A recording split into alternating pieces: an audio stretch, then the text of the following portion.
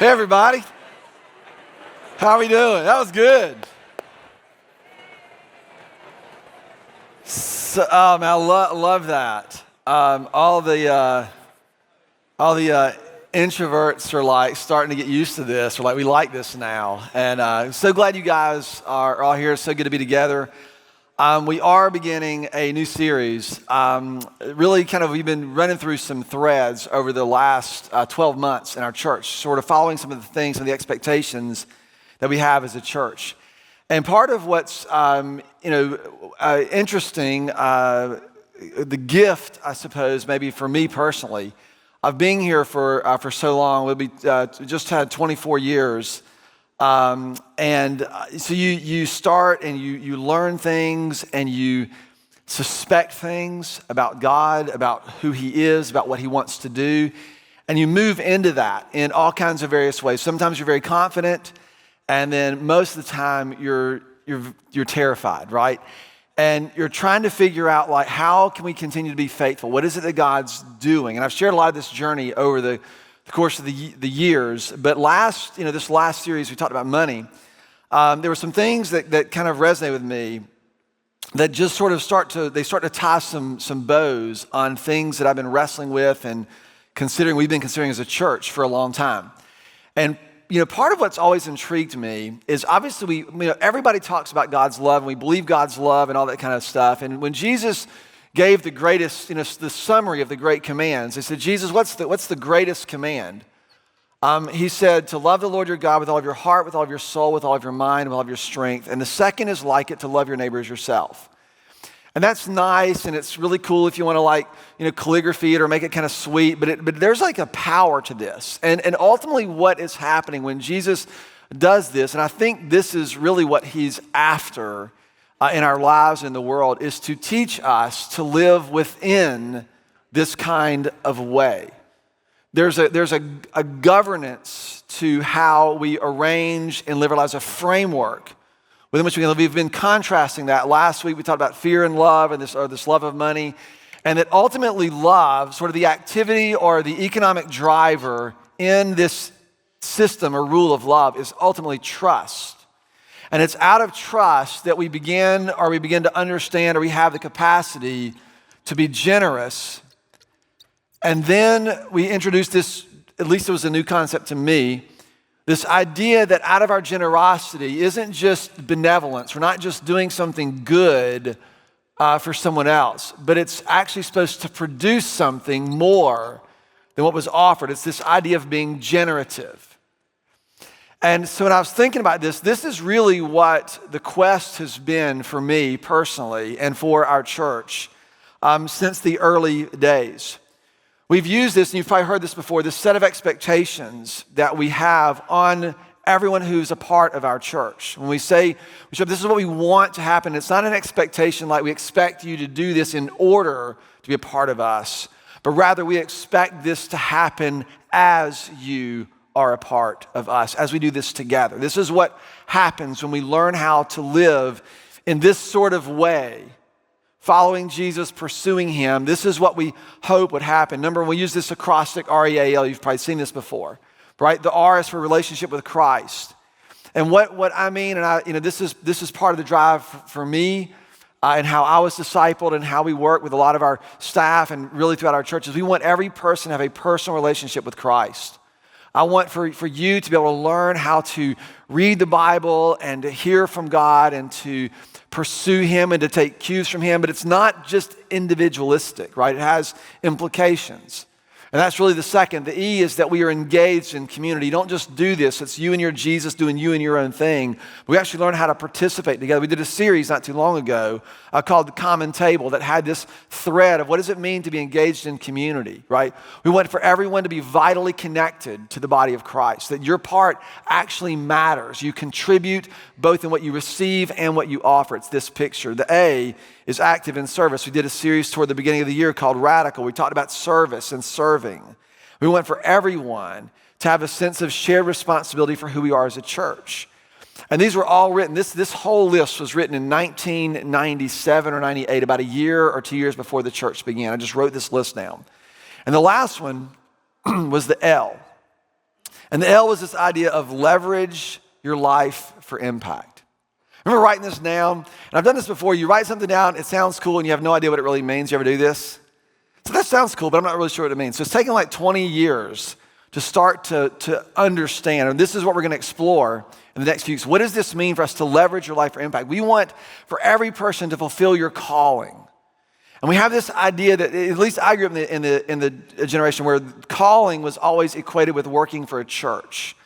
That is not what we need, right? We need something different. And we obviously have to have people work at the church, but we need something more than just that. When we talk about fulfilling your calling, that's what we want to talk about. This is this series that's devoted to that. And I remember I studied architecture in college, and I was not a smart student. I was a good student. I worked very hard.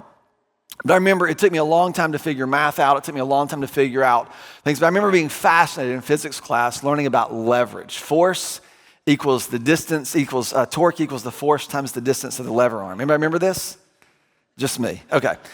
And so it's the idea, I remember this because I remember, like, if you ever get a lug wrench, right? If you ever have to change a tire and you get your lug wrench and you put the lug wrench on, the lug wrench always has a long handle. If you push the handle close to where it bends, it's very, very difficult. But as you get further away, right, and you push on it, it gets easier. And if you put a pipe over it, and you can actually push it with one hand.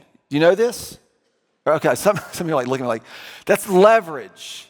It's the force placed at a distance from this place. And I remember we went through this in physics class, and it was hard to get in. So, but you get the idea. Leverage is when something acts on something in a way that makes it more than what it would have been. And I remember it's like pulleys. When people run through pulley systems, like you can lift a lot of weight by using a pulley with just a little bit of force. It does something to exponentially magnify the impact of whatever was offered or given or the force. And that just always was fascinating to me, maybe just me, right? But I remember when we were starting to think about the church, it was like, how do we leverage our lives? That there was some way in which we could operate that allowed something to act on us in a way that was exponentially more than just our own efforts or my own efforts. It wasn't about working smarter or calculating the easiest ways to get things done, but it was about the possibility that my life could actually mean something more than what I imagined it would mean if I got myself or if I was willing to live in the right position for something to act on my life in such a way that would do this. And that force that would act on my life is actually the work of God. It's the force of His love and His power to do exponentially more in and through our lives than what we initially imagined. And I'm not talking about doing big things for God. That's not what I'm talking about. But it's this idea that our lives would somehow be useful. Right? Over the last few months, I've been using these prayers from Ephesians chapter 1 and chapter 3 just in my own personal time to pray them through. These are Paul's prayers. At the end of the one in Ephesians 1, as he talks about the eyes of our heart being opened, and he says this, he says, God has placed all things under His feet, and He has appointed Christ to be head over everything, to rule in this way. And then he says that He rules through His church. He fills His church, and out of the fullness of His church, He fills everything in every way. That somehow what happens in our lives, what happens in us collectively, that it's the work of our lives that actually fills all that God intends to do. This is what compels me. It's like, how do we get into every corner and crevice of the world and bring something beautiful and hopeful? How do we do that in everything that we're doing? Whether you're teaching school, building houses, running a business, staying home, whatever it is, how do you bring that to bear in those places? How do we leverage our lives so that what happens, right, through us is significantly more than what we might have thought or imagined? God longs to return us to shalom. That's what justice is. I read this yesterday morning. I was reading Eugene Peterson's book called Long Obedience in the Same Direction. And this is a quote from that book. He says, shalom, or peace, is one of the richest words in the Bible. You can no more define it by looking up its meaning in the dictionary than you can define a person or by his or her social security number, right? It's something more. And then he writes this, I love this. Shalom, it gathers all the aspects of wholeness that result from God's will being completed in us. It is the work of God that, when complete, releases streams of living water in us, and it pulsates with eternal life. It's generative. Something happens. So the question is, what is God's will and how do we get in on it? So that's what I want to talk about. So here's my definition of leverage, and then we'll run through. We're going to be in Romans chapter 12 and also looking at this little story from Moses in Exodus chapter 3. The definition of leverage, my version, is not what I said earlier. It's this. Leverage is what God does when we make anything that we have available for anything that he wants. And notice I didn't say everything we have for everything he wants. It's anything we have for anything he wants. Do you know why? Because when we say everything, we all of a sudden start crippling ourselves with we can't ever do enough. And it just needs to be accessible. God has made a way for us. It's anything that you have. So whatever it is that's in front of you, it doesn't have to be that significant. It doesn't have to be some well thought out career path. It doesn't have to be, it's just anything that you offer to him for anything that he wants to do. That's when we start to find and experience God's work in and through us in these kinds of ways. This is precisely how Paul talked about, like our usefulness. He uses the idea of being vessels, treasures in earthen vessels in 2 Corinthians 4. Romans 9, he talks about being suitable vessels. He talks about this again in his letter to Timothy. He says, those who cleanse themselves will be instruments for these purposes. We have to get ourselves prepared to be used in this particular way. So why do I like the term leverage? I mean, there was a TV show came out right about the time we put this out called Leverage. And it was basically about how this guy basically manipulated everybody. He used what he had against people and said, you shouldn't use this word, but I love this word. Here's two reasons why. Number one is leverage is about our posture and not our effort. Like so many of us struggle in our relationship with God and our usefulness to him, not because of our effort. It's because of our willingness to make ourselves available, to position ourselves or to posture ourselves in a particular way. That leverage is always about where the force is placed. It's about the position. It's about the posture of those things. And number two, that leverage is about being acted upon and through. The point of the lug wrench is not the lug wrench, it's the work of the lug wrench. And that's what gives me a great freedom in my own life. The point of my life is not my life, it's what happens through my life.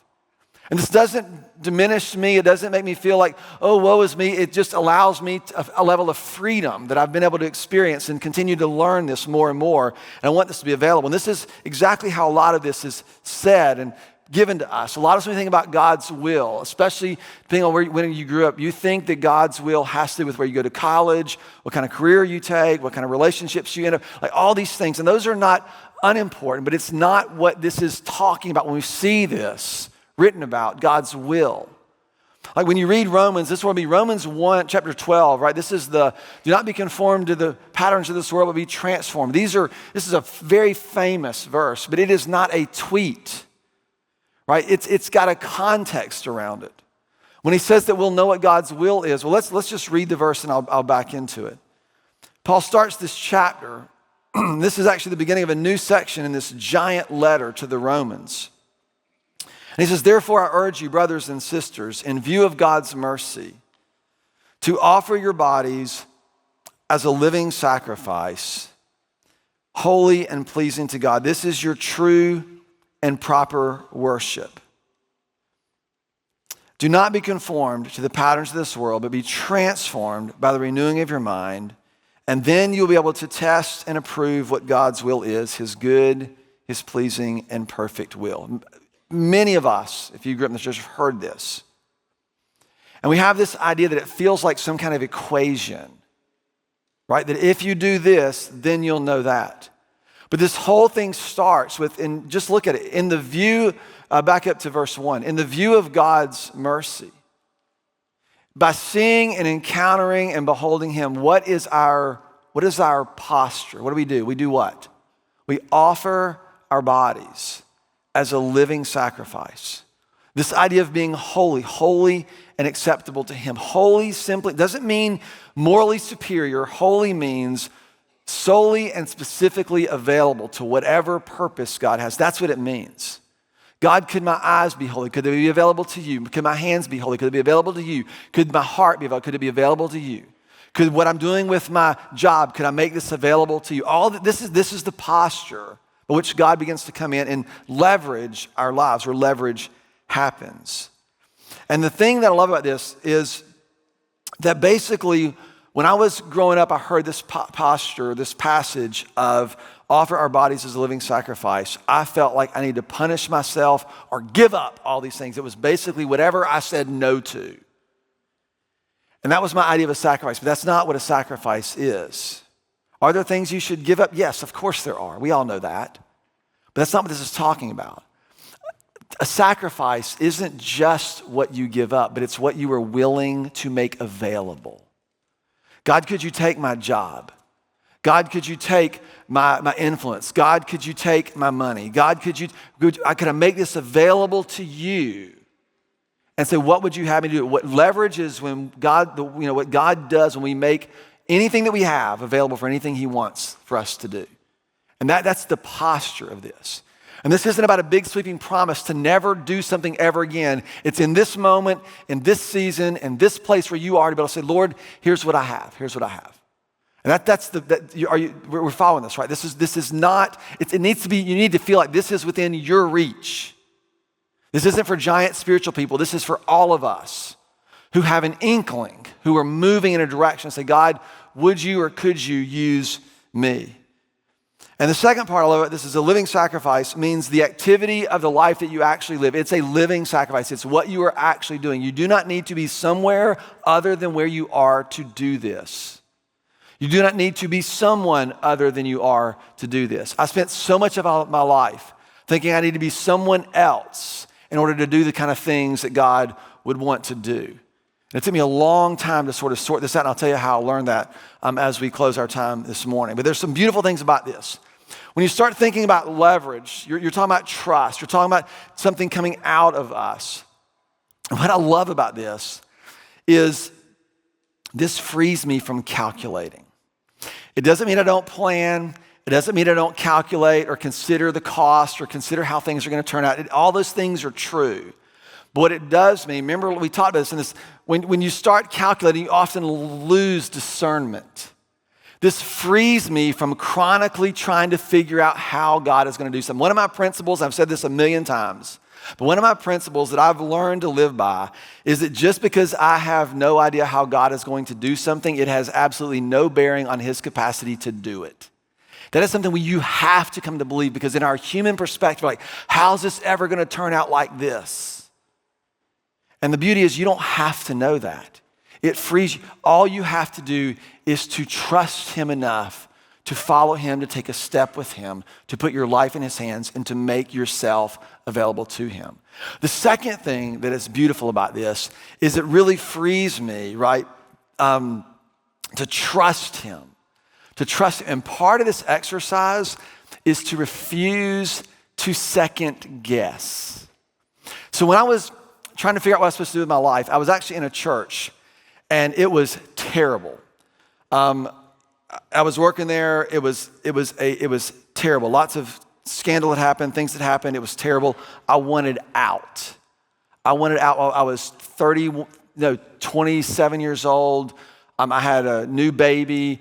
It was terrible. So I wanted out. So I go to Florida to interview at this church. Interview goes great. They're going to pay me more money. They're going to send me to seminary. They're going to do all these things. Like, this is the dream job. So I come back. I call my youth pastor. His name is Bill Hughes. I think he's the oldest youth minister remaining in America today. He's 70-something years old. Still a youth minister in a local church. So I call Bill. I said, Bill, how do I know if this is God's will for my life? Do I stay in Wilmington, or do I leave and move to Florida? He goes, oh, it's easy. You just make a pros and cons list. Perfect. So I go down there, interview. I'm driving back. I make my pros and cons list. It's like pros, fresh start, no more drama at the church, more money, more. It's like the pros list is just easy. What are the cons? There ain't one. And so I said, okay, Bill, I made my pros and cons. And she said, good, now you just do what you think the Lord wants you to do. I'm like, this is not helpful at all. Because what he's teaching me is not to calculate my decisions. He's teaching me, can I trust him even when it violates my own understanding? This is one of everybody's favorite verses, right? Trust the Lord with all of your heart and what? Do not lean on your capacity to calculate how God's going to. That's my paraphrase, but that's what it means. And so this is what's happening. And so I remember I come back and I'm like, Lord, what do you mean? And the only thing I could detect, this is in 1990, must have been 96, 97. And so it was about 2 years before, and 3 years before. And I remember thinking, I just don't think that I'm finished in Wilmington. That was the only thing I could come up with. And it wasn't like an epiphany. It was just like, this is what I wrote down. So I called Bill, my youth minister, back. I said, Bill, I don't think God wants me to go to Florida. He said, good. I'm like, no, that's not good. This was a better job. It was the chance to get it. He said, no. He said, you do what you feel like God wants you to do. And then he said this. He says, and don't second guess it. I didn't realize it at the time because when I called the guy in Florida. I said, hey, this is Mike. He said, oh, we're so excited that you're coming. I was like, well, I'm not. And he said, why not? I said, no, I just in my heart, I can't get licensed to go. So I'm staying. And things got worse where I was. I would have expected them to get better, right? Because you do what God wants you to do, and what's supposed to happen? Things get better. They got worse. And here's what I can tell you. I never said I should have gone to Florida. And what it did was it opened me up to see and to perceive some things that taught me this. Right? To leverage your life isn't about you figuring out how things are going to work in your circumstances and with your situation. It's about developing, and God will do this if you ask, ways in which you can learn to trust him more deeply. More deeply. And that's the picture to me of what this looks like. Right? This isn't reckless. It just keeps you from futility, that this will never work out, or this doesn't ever matter, this isn't going to mean anything anyway. It keeps you from that. Because you're saying, Lord, whatever it is, it's available to you. And you do beautiful things with terrible things all the time. Could you use this as well? And this often, we are learning to trust God with our actual lived lives, right? That's what we're learning how to do. And when you do that and you find him faithful, it moves you a little bit more like, hey, I think I'll trust him again the next time. And he just keeps building and it's never not terrifying, right? It's never not that, but you have a little bit more confidence that somehow this is going to work out. So Exodus chapter 3, Moses, and this is one of the big ideas that we often get kind of mixed up in our minds because it's got that we've seen the movie of the Ten Commandments, or we've seen the cartoon or whatever it is. We got pictures in our head. And Moses is born into slavery. That's what he's born. He's a Hebrew born to Hebrew parents in slavery. They're in Egypt in slavery. And the command of Pharaoh was that, listen, man, we're getting too many slaves, too many men, and we got to cut this back or else they're going to get too populated. They're going to begin to be a threat to our way of life. And so he orders all the male babies, to be killed. It's interesting how this parallels with the coming of Jesus too, but that's another story. And so Moses is born, and his mother hides him for as long as she can. But she can't hide him anymore. She puts him, you've heard this story, she puts him in a basket, and she floats him down the river. And Moses winds up floating down the river, down comes out by Pharaoh's house, and Pharaoh's daughter's out there playing in the water. And she says, she pulls the basket out, and there's a baby. She says, I think I'll adopt this baby. Now listen, if you're like thinking about God's will, this is like the perfect setup, isn't it?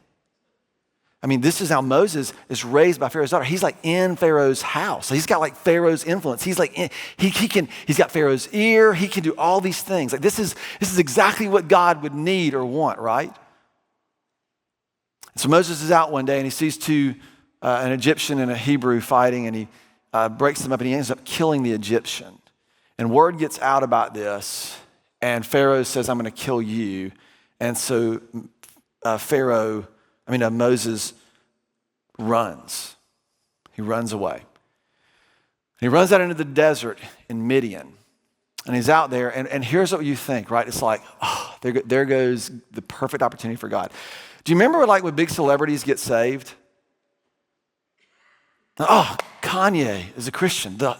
Jesus is coming. It's like, that sounds just like something that God would not do, right?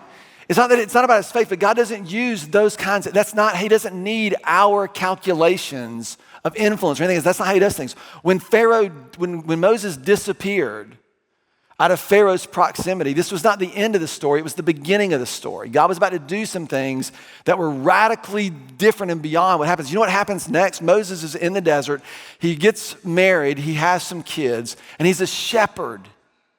This is not a prominent position. He goes from being in Pharaoh's court to a shepherd. And he just does this day in and day. This is great news for people for anybody who has lived in a job where you just don't think it's doing something, it's not doing enough. This is the beauty of leverage. It doesn't have to.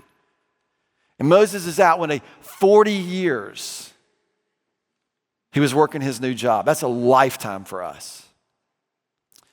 Chapter 3, verse 1, Moses was tending this flock of Jethro, his father-in-law, the priest of Midian. And he led the flock to the far side of the wilderness, and he came to Horeb, the mountain of God. And there, the angel of the Lord appeared to him in flames of fire from within a bush. Y'all have heard the burning bush story, right? This is it. And Moses saw that though the bush was on fire, it did not burn up. So Moses is out doing his thing. He goes, that's kind of interesting. That's all it was. He has no idea this is God. It's just, this is how it works. When you're trying to figure out sometimes what God is up to, it's not always a lightning strike. Sometimes it's like, that looks a little odd. I think I'll take a closer look. And he begins to notice some things, and this is what unfolds. So Moses thought, I'll just go over and see this strange sight, why this bush does not burn up. This is nothing other than an observation and a normal human observation to what he sees. This is odd. I'm going to go look a little bit closer. It makes perfect sense. When the Lord saw that Moses had gone over to look, God called forth to him within the bush. He says, Moses, Moses. And what does Moses say? Here I am. Right? This is actually what it looks like.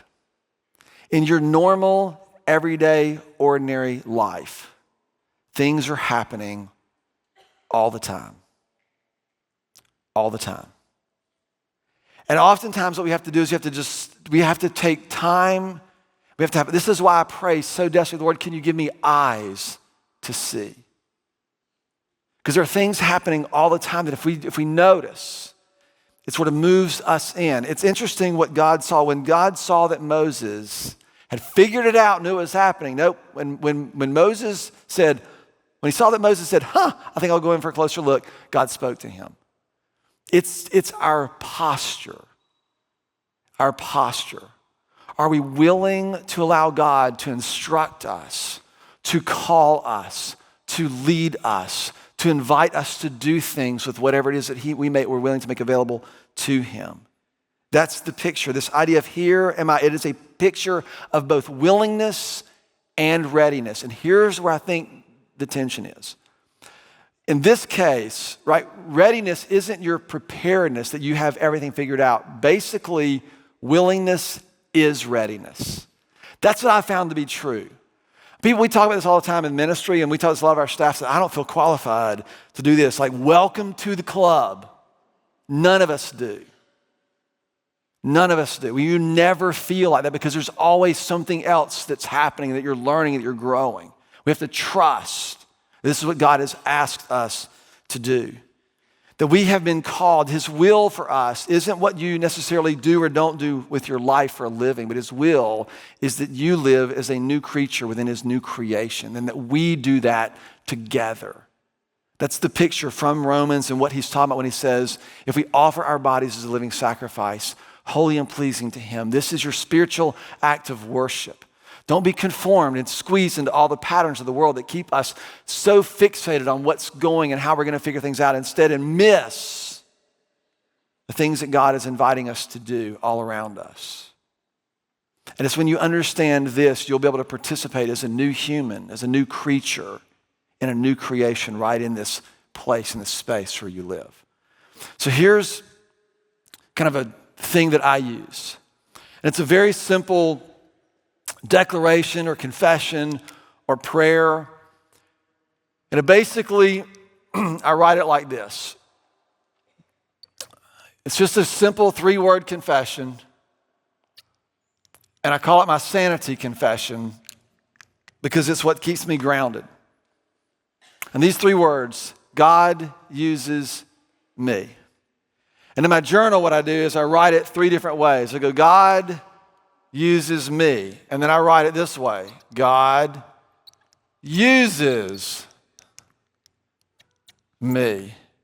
And the 3rd way, any guesses on how I write this one? God uses me. Right. Why does this bring me sanity? Because I've used this for about 15 or 17 years. As soon as I felt overwhelmed, which was day 1. It just took a while. I'm naive. It took a while for the overwhelming to get to me. And I just remembered thinking like, God uses me. God uses me. It gives him his proper place in my life, and therein I find mine. I'm not trying to do or to be God. I don't have to control, or I don't always have to know, because I can trust him. God uses me. And then I write it this way, God uses me. There's a great passage in Acts 17:25. It says, God is not served by human hands as though he needs anything, but it is he who gives life and breath to all things. Do you think God needed Mike to be a part of a church like this? Absolutely not.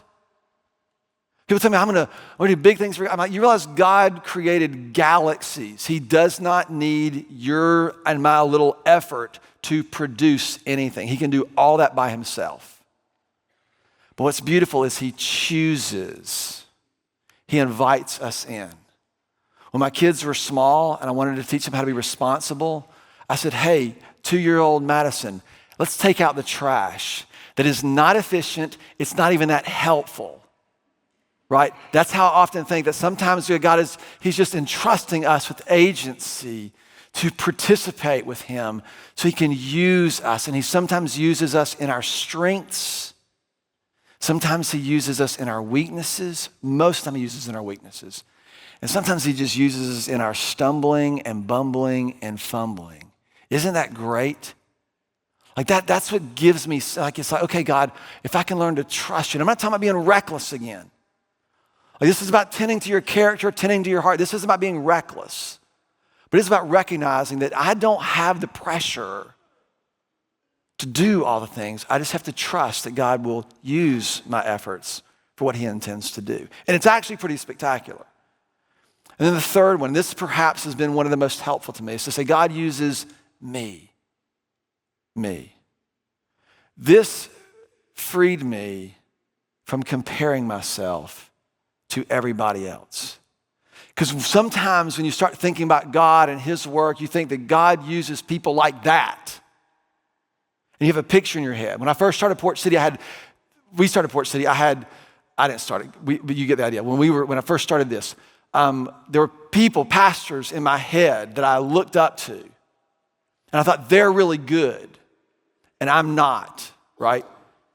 And so sometimes what you would do is you find yourself imitating them. I remember one time I was like doing this whole message, and I was like looking at this and I'm writing this down. I'm like, this sounds exactly like one of my heroes. And I said, if it's bad, at least it's his bad and not my bad, right? There's like a level of, at least it's his fault, not mine, right? You can just sort of relieve, And I remember just wrestling through this and realizing that God called me. And he's not surprised by my struggles or my quirks, right? He longs to form me. He wants to do things in me. And it just freed me from what I don't have to be this person or that person. I just have to be me. But I do have to be me. And that means I have to know and understand and learn and grow because I'm the vessel, right, that God is going to use for his purposes with what he's entrusted me to. And the same thing is true for you. So what I hope is that as you're processing this and thinking about this, you'll just use this little prayer. Say, Lord, you're God. I don't have to be. Lord, would you take what I'm willing to make available? And could you use it for anything that you would like for me to do? And you just thank the Lord, right?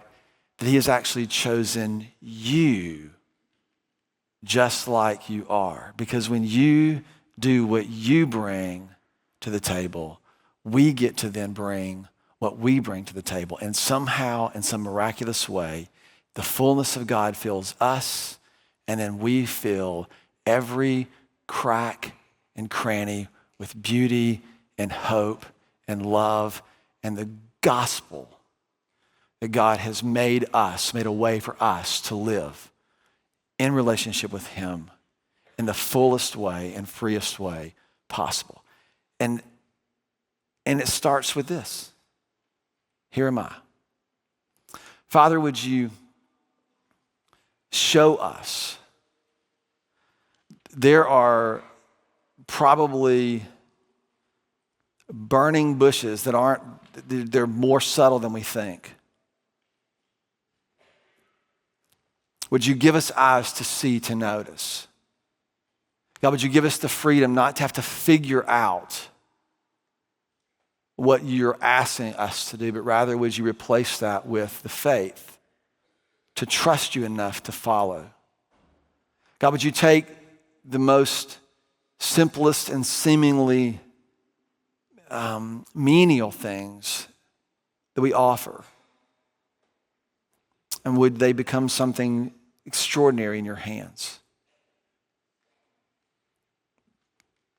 Father, it moves me so deeply to think what might happen as we learn how to do this together.